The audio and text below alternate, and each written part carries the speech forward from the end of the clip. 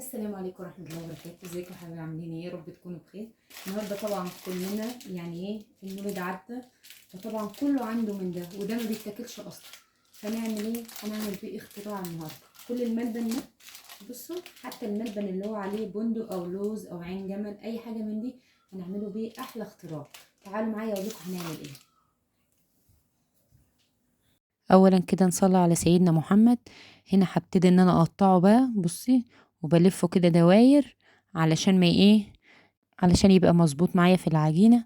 هبتدي اقطعه كل اللي معايا دول. بصوا، هنا انا بلفه.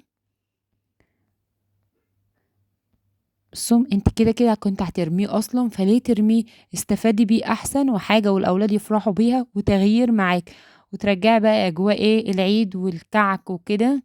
فبصوا، هنا انا بلفه علشان البندق اللي فيه ما يطلعش من العجينة، وما يبقاش مكلكع معاكي. بصوا بلفه ايه، ان انا الفه في الملبن نفسه. بصوا، بدل ما تتكلفي تجيبي ملبن او كده، هو ده بيبقى عندك اصلا. اي مولد النبي بيبقى الملبن ده هو الوحيد اللي ما بيتاكلش. بصوا، هفتح كمان واحدة فيها برضو مكسرات.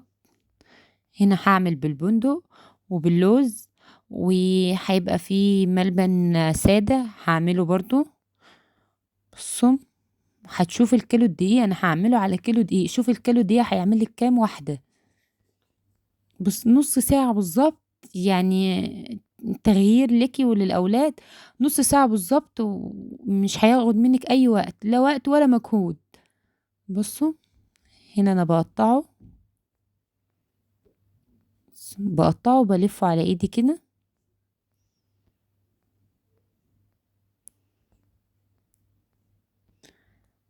كده انا خلصت اللي هو ايه عليه بندق ولوز. هنا بقى الساده. بص الساده هو ناشف شويه، بتنفضيه بس بالدقيق اللي عليه كده. بصوا، بقطعه كده وبسيبه كده، ما بلفوش ولا حاجة. احط اللي هو ده لوحده، وده في جنبه برضو. وهعمل سادة برضو، يعني اللي ما بيحبش ان هو المحشي تعملي سادة عادي زي ما انت حب. هنا بنفضه كويس كده من الدقيق، وبقطعه كده بس واسيبه، يعني ما بلفوش ولا اي حاجة، هو السادة كده. بصوا، ممكن تعمليها بحتة زبدة، بس هي مش مستاهلة، انا مش عايزة اعمل ايه مجهود وكده. هنا معايا نص كيلو سمنة، هنزل بالنص كيلو ما عدا معلقتين، يعني انا شلت معلقتين. معايا كيلو دقيق، هنا هنزل بالكيلو دقيق. بصي، السمنة بس فكت كده.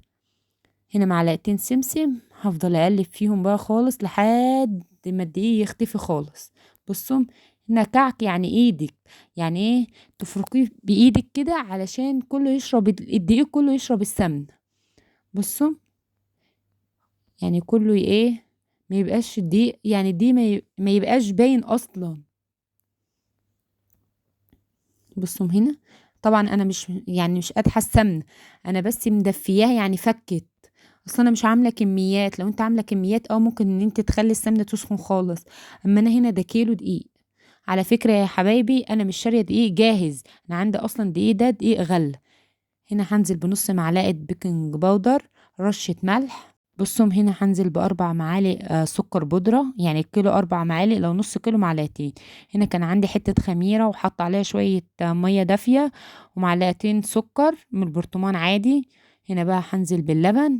بصوا، اللبن يعني لو حسبتي كله مش هيجي نص كوباية لبن. هنا هبتدي اعجن فيه.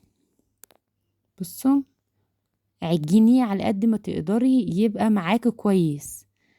تشربيه اللبن كويس وتبتدي تعجني فيه. بصي، هنا هعجنه واوريكم في الاخر عامل ازاي.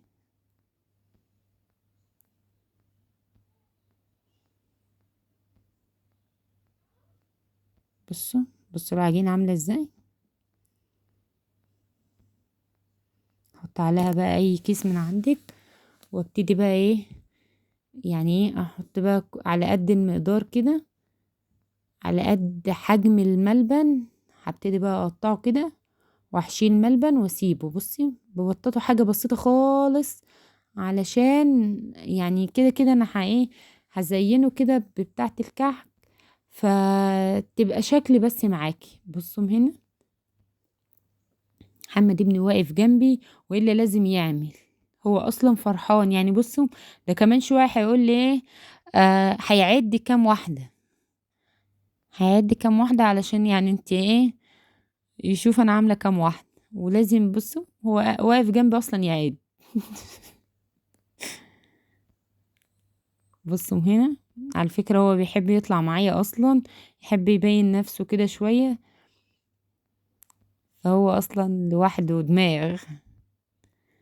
بصوا هو مستعجل عليه، بصوا بيعد ازاي، هو مستعجل عليه اصلا علشان ايه، عايز ياكل منه ولازم يعمل معايا. بصوا هتعملوا كل ده وانتوا واقفه، يعني مش هياخد معاكي نص ساعه. انا مسرعه لكم الفيديو بس عشان ما اطولش عليكم.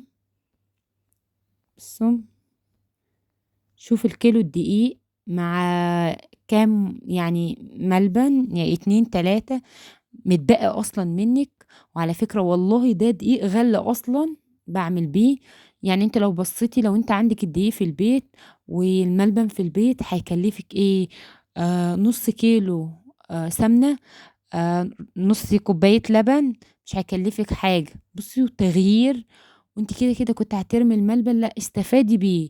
احنا اصلا في زمن دلوقتي ان مفيش حاجة تترمي، كل حاجة المفروض نحافظ عليها، لان بصوا انتوا عارفين ان الدنيا غالية وكده.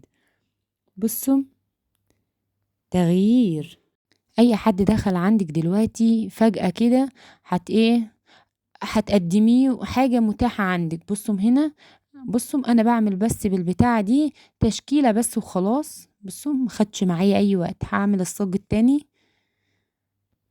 انا كل ده بعمله في اللي هو بالمكسرات، اللي هو فيه بندق ولوز.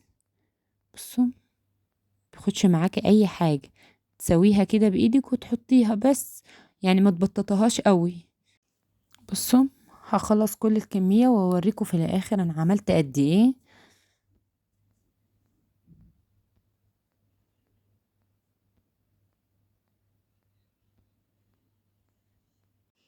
بصوا هنا انا بلفها كده، وهنا قربت ان انا اخلص الصاج التاني برضو. بصوا هنا برضو هعمله كده، مش هياخد معايا اي وقت ولا اي مجهود، نص ساعة كله يعني مش هياخد معاك اي حاجة. وده اللي انا عملته برضو كملت بيه هنا عشان ما اطولش عليكم. بصوا بقيت الحشو هنا بقى هعمل السادة. بصوا هلفها كده بس عشان اللي ايه، اللي مش بيحب الحشو عادي ياكل سادة برضو عادي. بصوا هو صمم بقى المرة دي لازم اعمل، قلت له اعمل. بصوا هنا هبتدي ان انا ايه اشكله كده خلاص بقى. بص عمل له قد ايه، بص كيلو دقيق عمل لي قد ايه. هنا كنت مسخنه الفرن، يلا هحطهم 2 هنا و2 في فرن البوتاجاز، بوطي النار طبعا. بصوا بصوا شكله بقى، بص شكله خلاص لما خلاص خلص. بص القعر بقى عامل ازاي. بصوا حاجه ما خدتش معاكي نص ساعه وعمل لك كميه حلوه خالص. قومي جربي الفكره دي مش هتندمي عليها. حاجه بصي فاخر من الاخر، احلى من المحلات بكتير وحاجه مضمونه.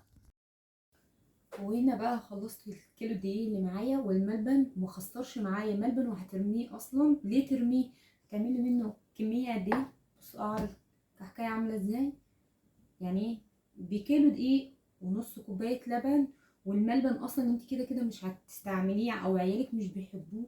بص عملنا قد ايه، عملنا الكميه قد ايه. بصوا ناعم خالص، يعني عميته مظبوطه جدا. حابين انتوا تاكلوه كده عادي مفيش مشكله، حابين برضو ان احنا نحط عليه سكر بودره وكده برضو عادي مفيش اي مشكله.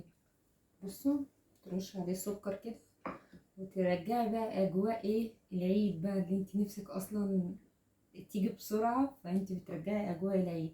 بصوا فرحوا اولادكم. وعلى فكره كيلو دقيق يعني مش حاجه، مش ازمه مثلا ان انت تشتري كيلو دقيق، وهتعمليه بابسط طريقه. لو عجبكم الفيديو متنسوش لايك وشير والكومنت الجميل بتاعكم. اللي لسه مشتركش في القناه يشترك.